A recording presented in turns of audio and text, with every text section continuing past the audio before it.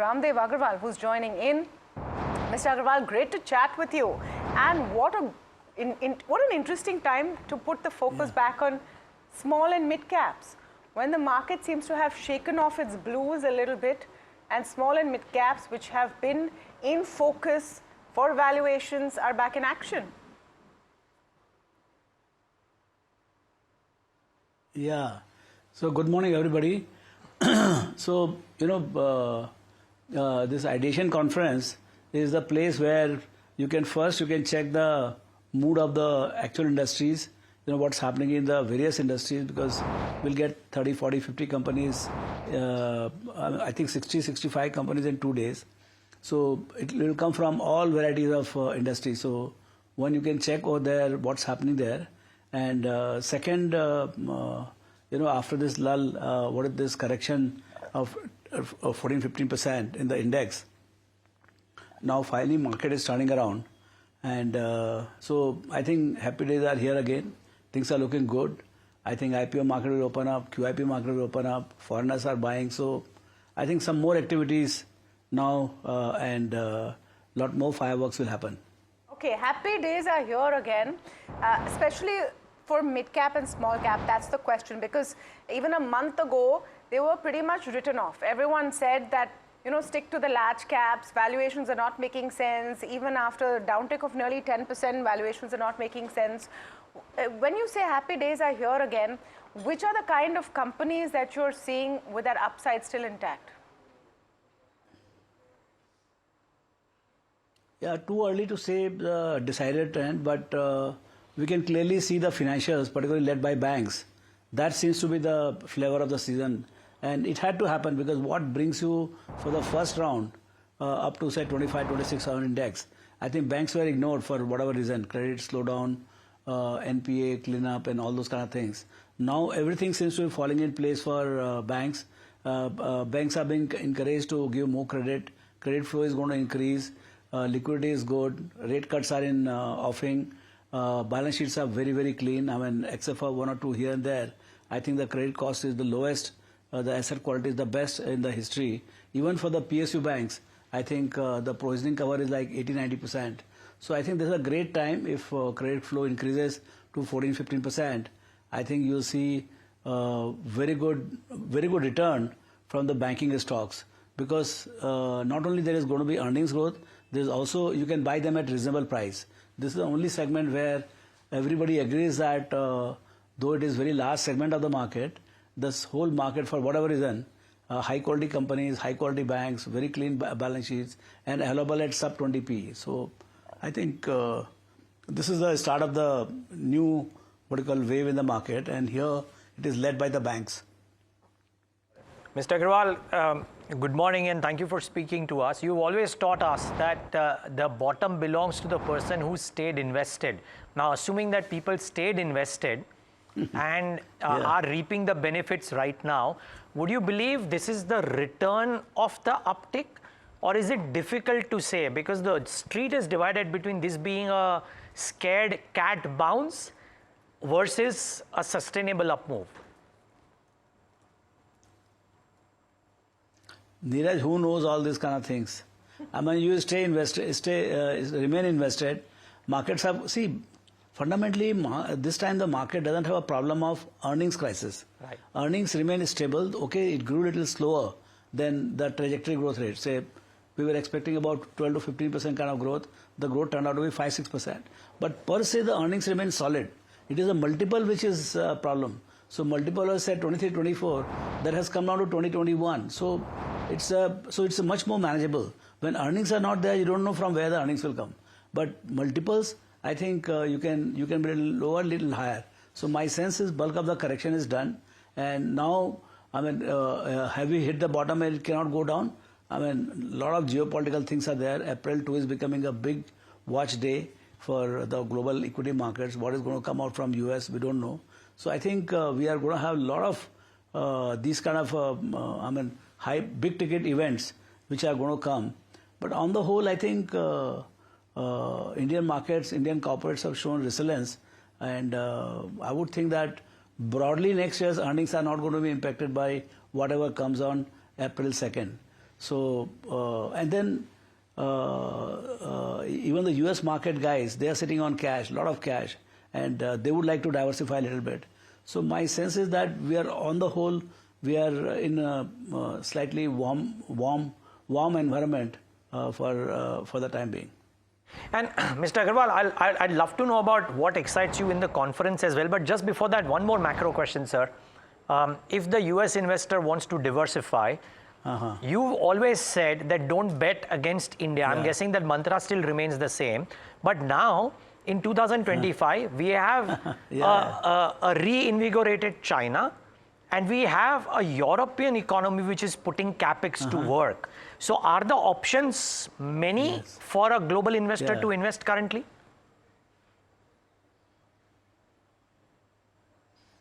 Yeah, clearly global investor has more choices than what it was a year back. But then you're coming out of US. I mean, US is mother of all. I think it was almost 60% of the global markets.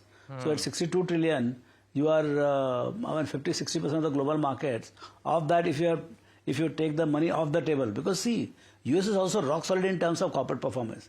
It's only the uncertainty brought by these tariffs and whatever new policies, the multiples are looking higher out there. So there also it is a multiple correction in US so far, and hence money. So the global managers would definitely like to diversify, and let's see. I mean, what is their pick at this point? It is very difficult to figure out what they like, what they don't like. I think right now in the environment of a lot of instability and unpredictability, I think they will go for certainty and predictability, and India offers that. India offers a lot of certainty, a lot of stability because of the massive domestic economy. You know, I heard you saying, Mr. Agrawal, that tariffs is one of the things that is uncertain. And when we last spoke, uncertainty was the name of the game. We, when we spoke at our conclave, we were in the midst of the worst level of uncertainty. Has that eased? Even if we see worst case scenario on April 2nd, Trump does not roll back tariffs, have we seen the fear of tariffs ease? Now a sense prevailing that maybe there's more talk than action that will come? No. I think one should not take it lightly. Let the April 2nd come. I hope April 2nd happens on April 2nd. There's no further delay. The markets are kind of getting ready for that. And on that day, see, it's not only about how much you charge on India. It's a global market. So how much you finally charge on China and other emerging markets. If you keep it at 20% for China and only 5-7% or 10% for India, I think China plus a strategy could get a completely new energy. So we have to see on April 2nd or whenever this tariff thing is settled, what comes out of it. So I mean, there will be some pluses, there will be some minuses, but I mean, I hope on the whole we'll not have to revise our earnings for the next year meaningfully. Okay. Let me come to the earnings question. We have now all come to the point that, all right, for Q4 is going to be a little weak.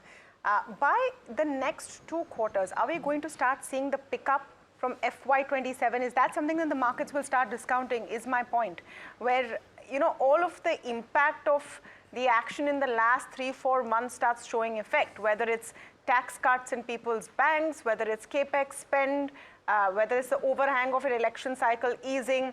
Does that start now showing in the markets in the next 2 quarters? So when you say happy days are here again, how long do you see those happy days lasting is the short version of my question. Yeah, so actually through the 2 days, today and tomorrow, I'm looking forward to meeting as many companies I can. At least I'll cover 12 to 15 companies from different industries, and we'll get sense of what's happening. I mean, since the banks are banks are a starting point for every country. I mean, any country you go, banks is a place where everybody converges. All the businesses, they do have to do banking. So if the banks are going to see pickup in their credit, it means that overall economy is going to do well. My GST collections are quite steady, growing at about 9, 10, 11%. So I think there is a lot of stability also. But I think credit flow to the industry and the overall economy, that has been kind of slightly slow in last 6 months or so. And RBI is doing everything to increase the liquidity in the system and yet it is not done. So let's see how we go from here. And what is the mood in the corporate world? I mean, now the fiscal benefit which have been given in this budget, that will start kicking in next 4-5 weeks, next month onwards. That will start flowing in. So what is the mood at the corporate level? That will come to know in this ideation conference. What industries are you looking forward to speaking to or gauging the most from Mr. Agrawal? Whether you like the stock or no, or sector is separate. But what are you looking forth the most? Yeah. No, one is, of course, a few banks, financial services will go to. Second is that, infrastructure companies, how things are happening, how they are getting the flow of their orders, the flow of the execution, the payment cycles. Or, you don't know. Neeraj, you have to just go from one place to other for half an hour, 45 minutes, and quickly gauge the, kind of mood of the company. So it is going to be a lot of fun going from one room to other room and catching up with them. So I remain completely open. I don't go with a preconceived notion or anything like that. What is the Raamdeo Agrawal formula to quickly in a few minutes gauge what's going on? What are the 2-3 questions you ask? Give us your secret formula. No secret formula. It's just how's the business, you just ask, how's the business? And that's, from there you start, the very first question, you can see the management's eyes, and typically here, better performing companies only come. All the companies which are on the sideline, they would not accept the invitation or they will not come. So typically, we get to see more performing companies than non-performing companies. Okay, that's an excellent filter. If you show up, you have something to talk about. So that's a great start there. So then let's talk about some of the companies that are coming, and some of them we'll interview on the channel as well. Companies like Radico, Aadhar Housing Finance, some of them are really been in focus, and I know you wouldn't want to talk about it specifically, but do you think that most of the pain that we've been seeing over the last 2 quarters would be behind them in terms of consumption? I think appetite of consumers has been one big problem across sectors. Do you see that easing? I have no idea, in the sense that actually what the companies they say, or what we saw in Q3, there's absolutely no sign of resurgence of the consumption. The commentaries were somewhat better, saying that rural demand is picking up, but I think urban was completely dull. So I think to some extent we'll get boost from I think I'm seeing that 2 things improving. One is the fiscal concession, but more than that, I think credit flow in the overall economy, that I think will start giving some energy. And government spending is, I believe, I met few companies, they said the government orders, the infra orders, I think from December itself it has started picking up big time. So at least from one angle, that is doing better. Let's see what's happening on the credit side and the general consumer demand, because inflation is also down and rate cuts are also coming in. I think rate cuts also do a lot of good to it. So a lot of things are coming to that. So that's what actually in toto reflects in the corporate mindset. Got it. Mr. Agrawal, I believe from amongst pockets where you believe there is inherent growth for multiple years and this correction could be a good opportunity would be the capital market segment. Am I correct in gauging how you've thought about this pocket? Yes, since I'm from this segment, I can talk a little more about it. Because, see, this historical change we are going through, expansion of the market, expansion of number. I think this will be the most crowded equity market in the whole world, forever, I would say. Wow. Not for 1 year or 2 year or decade. Okay. It is forever, it will be most crowded equity market in the world. So we'll have most crowded in terms of number of investors, most crowded probably in terms of number of companies listed, variety of companies listed, and a lot of funny things will happen here. Because if you are the big bazaar or big marketplace, a lot of things will happen, a lot of good things will happen, and a lot of new enterprises which would have not seen the light of the day will come into being, and that will give completely new impetus to the development of the country. Okay, okay. So, and Mr. Agrawal, just one more follow-up there, if you will. There is, I mean, the recent corrective move had brought a valuation of a lot of firms to a fairly sane level in the capital marketplace. Would you believe it's across the board that there might be opportunities? Asset managers, brokers, pipe companies, everything will benefit, you reckon? Because it's a tall statement that you make, the most crowded equity market in the world. Yeah, so obviously everybody will benefit. The thing is that who have conceived a brilliant business plan and who has that belief that and even from the industry, people also don't share the kind of optimism I have for the industry. So first, those enterprises need to share that particular optimism and have the game plan. So the guys who have game plan and executing, those are the companies to chase. Since we're speaking about the capital market space, and who better than you, Raamdeo, to give us a gauge of what the appetite is. Because we get, data from the mutual fund industry that was a little, not so heartening from last week. But in terms of appetite, have you seen that resurgence in the last 1 week or so? Are you seeing people cool off and becoming a little wary? What is the trend that you are spotting? Yeah, so clearly the capital market activity level, clearly we have seen bottom in March. I would say it was weakest in the month of March. January was, I think December, January was the best. February was somewhat lower, of which we have the numbers. And March could be, I would think it will be lower than February. That's what my sense is. But things are picking up. After seeing the lows in the March, say, second week or something, we are seeing pick up in the third week and all. So that's the nature of the thing. As the market recovers, even the confidence in the mutual funds and private equity and PMS, everything goes up. The guys who are sitting on the fence, particularly the large guys, they start putting their cash into the market. So that's the process. When it is the best time to buy, there won't be anybody to buy. When it is the worst time to buy, there will be massive crowd in the market. So that's the very nature of the market. We have seen the low of the market for the year, I would say, in terms of action, and the recovery has started. Now, how rapid recovery will be, and will it again go back? Those are different things. Those are difficult things to figure out. But I think it's a nice market now. So, from in that gauge of best time to buy and worst time to buy, where are we right now?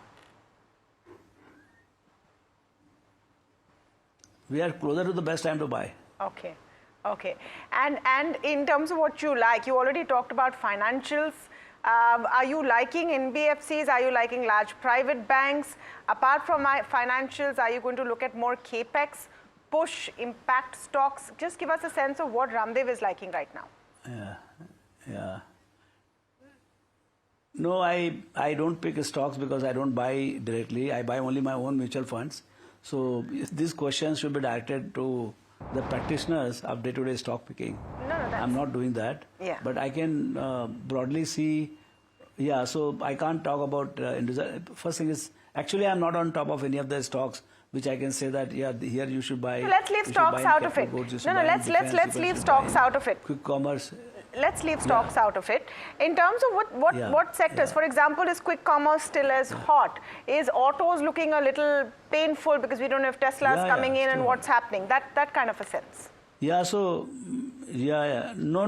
not Tesla coming. This 5 minutes charging, we saw the innovation last week, where BYD said that we can charge in 5 minutes car for 400, 500 kilometers. I think this is a game changer. This is going to have, this will bring adoption like at a very, very rapid pace. So I think if that is right and they can push it through, push it into the market in a large number, which China can do, I think in 10 years' time you'll see a complete transformation of this industry. So I think we are looking at huge innovation, huge disruption also, and massive opportunity also, because there will be a lot of companies which are not to do with the per se engine technology or car. There will be winners and losers of this particular game. Winners will be the ones which can successfully adopt the technology and bring products, incorporating them. and there'll be a lot of, say, braking systems or the tire systems or a whole lot of part of the cars which have nothing to do with the EV technology or IC technology. I think you'll see some of these companies winning big on them. So it is very interesting space, and I would definitely like to meet some EV companies, some auto companies here and figure out what are they thinking about this particular innovation. Yeah, and there are a clutch of them out here. I mean, there is hospitality, auto, recycling, and the likes. Mr. Agrawal, one more question from my end. You've looked at autos through so many decades, right? Hero, Eicher, Maruti, etc. If indeed this global EV giants come to India because of the duty changes, etc., does the Indian auto industry rise to the occasion, you think, or it's a case for disruption for the Indian automakers? No, so far what we have seen is that new technology will be brought mainly by the existing companies only. I mean, at what pace they'll bring, that's a different thing, and who will bring faster, that's also a different thing. But we are not seeing any major four-wheeler company with only EV technology. You know, say some small companies are there, but nothing mega in size, and all the companies have launched their own EV products. So let's see who scales up, and so it's a hybrid kind of situation. Like in US and all, you have Tesla, which is only EV, that kind of thing, or BYD, which is only EV. Those kind of evolution has not happened in India so far. What about IT? Are you liking IT at all? The IT trade, does it continue in your view, or too much uncertainty there with lack of clarity on what's happening in the US? Yeah, globally the largest market share of market cap in the market, global market cap of 125 trillion is IT. IT is about 21%, and I think banks are about 17%. So clearly IT has its own place, and our IT is somewhat different from American IT at least. So they're not, ours is a services company, not a technology company, but there is some correlation out there. I mean, execution of a lot of cutting edge technology is also done by the services company. So see, right now it looks like a little threatened in terms of growth, but I think economics still remain on the side of Indian IT. Got it. Okay.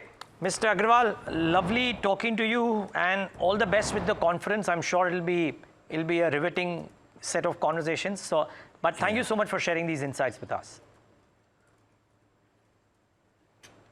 Thank you. Come over here and speak to all these companies. Yeah. We're planning to come to do that. We have a team there too. Yes, for talking to a bunch of companies. So thank you so much, Mr. Agrawal, for doing that, for talking to us today.